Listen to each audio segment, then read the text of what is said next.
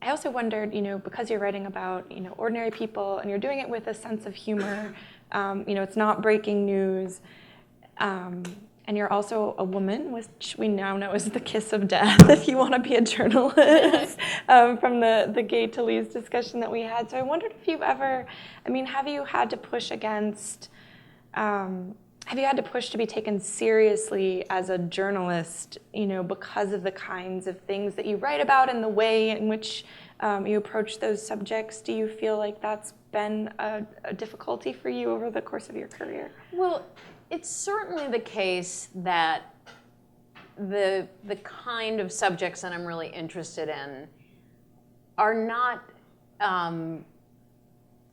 they're not going to feel urgent. And they're, I remember some time ago feeling like I'll never get a job because no one ever is going to say, we really need someone to write about children's beauty pageants and we got to fill that job. Right. I made my bed, I'm lying in it, and I'm very happy, and I feel incredibly lucky to be doing what I'm doing. And I actually believe really passionately that there's an enormous importance to reminding people that the world around them is filled with mystery, that ordinariness is complex, and that learning about the world around you, even in its most commonplace manifestations, is valuable. Yeah. So I feel really strongly, and I feel I have a really strong sense of mission in what I do, to a point of feeling really quite passionate about it.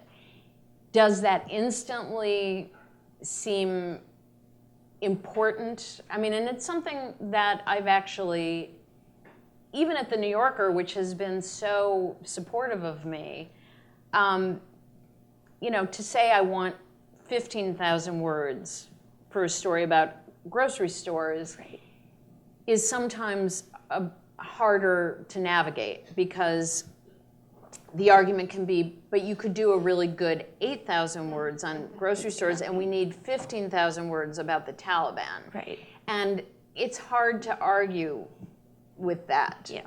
And that's where books, there's a great advantage with doing a book where you can say, well, I can write about what I want to write about in a book. I would never say that I don't feel that it's taken seriously, but I still feel like it's striking a different note.